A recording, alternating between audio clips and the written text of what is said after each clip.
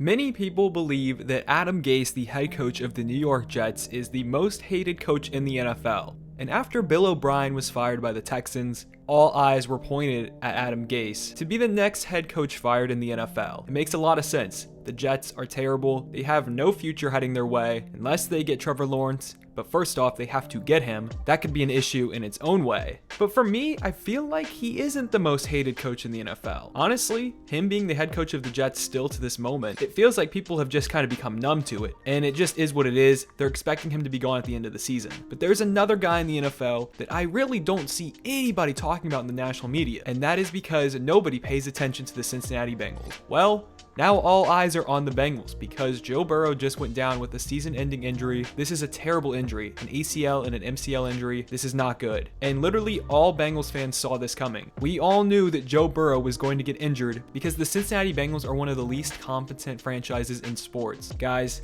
I live around a lot of Bengals fans. I really do not think people understand how much they hate Zac Taylor, the head coach of the Cincinnati Bengals. Everywhere I look, I get on Twitter, Facebook, Reddit, YouTube, doesn't matter where you go.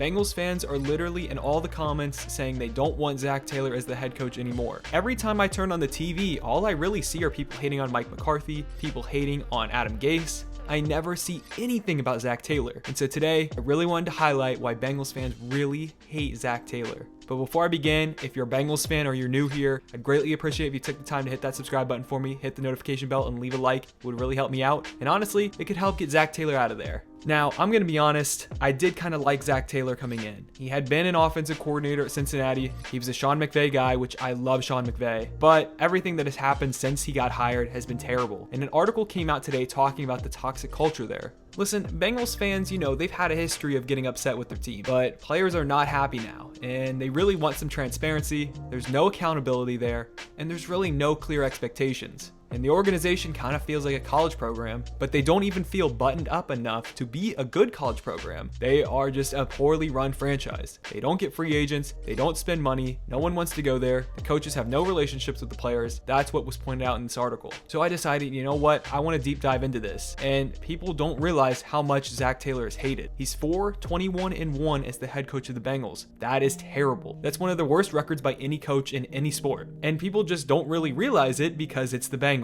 The Bengals never get the credit they deserve, and looking back at the Marvin Lewis era, wow, that looks so much better than what it is now. Marvin kept guys in check. The players loved him, and he gave a lot of opportunities. Marvin was a loving guy, but he was also on your butt. He held people accountable. It felt like the players played hard for him, and they played hard for each other. And despite making the playoffs a bunch of times and never having any success, never winning a game, the Bengals got rid of him, and I understood it. Okay, he deserved to go. He had been there for so long. But looking back, you would think that things could get better, but it's only gotten worse, and Bengals fans really kind of miss Marvin Lewis for a little bit, and they're really starting to appreciate what those teams accomplished. But now with Zac Taylor, they just can't win any games, and this Joe Burrow injury is something that could have been prevented. First off, they need to get an offensive line. They need help up front. They need to use every single draft pick they have to get offensive linemen. It all starts up front for a football team, and the Bengals have to protect Joe Burrow. He really started to progress throughout the season and started getting the ball out as fast as he could because he didn't have a lot of time to throw it. And he does have some good offensive weapons. Let's not lie to ourselves. Now, they've dealt with some injuries, so I'll give him that. But Joe Burrow is a superstar, and he had to get the ball out quick because he had no time to throw the ball.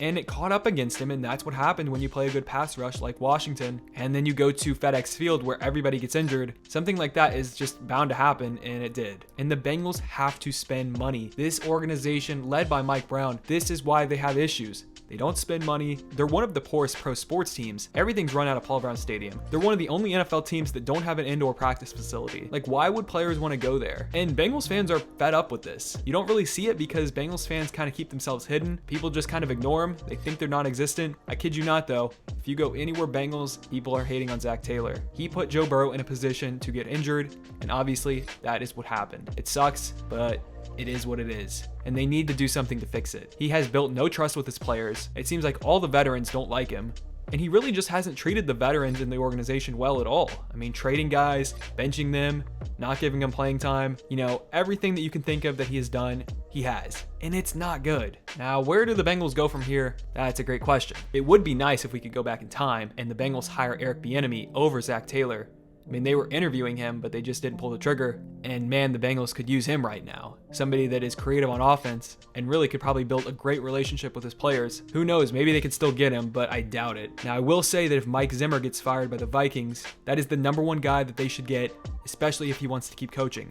I doubt he does want to keep coaching, in my opinion. He's getting older. He might want to retire after this. But I do think that if the Bengals could get somebody like him, older, could bring back that no nonsense, could build a great defense for them, and also he would finally have a good quarterback. I mean, the Vikings have gotten so close to the Super Bowl in so many years, they just couldn't get the job done. But Mike Zimmer could honestly bring some juice back to Cincinnati. Now, the Zac Taylor era is going to get exposed the rest of the season. I expect this to get a lot worse. The Bengals are not going to play well. They have literally no help. We already saw what Ryan Finley did last year. Don't expect anything different. And I just really feel bad for Joe Burrow. I mean, looking at him on the sidelines, it sadly looks like he's aged a million years. And again, it's been less than a year since he won the national championship at LSU and was at the top of college football. And now he is going to be recovering from an ACL, MCL injury. Press F in the chat for Joe Burrow, guys. All the Bengals really have to do is be more aggressive. They have to be more aggressive. You have Joe Burrow. You cannot go back to the past. You've already made so many mistakes with Carson Palmer during his era,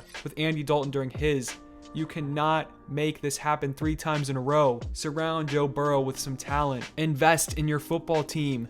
Spend some money, Mike Brown. Get rid of Zac Taylor. Bengals fans have had enough, and they have a reason to be angry. Let me know down in the comment section if you're a Bengals fan what you think about the Zac Taylor era. And honestly, do you guys think he is the most hated coach in the NFL? Because I really do believe he is. I know Adam Gase gets a lot of hate, but I really think that Zac Taylor secretly is the most hated coach in the NFL. Thank you guys for watching. Again, please subscribe, leave a like, hit the notification bell. I'd really appreciate it. I will see you in the next video. Peace.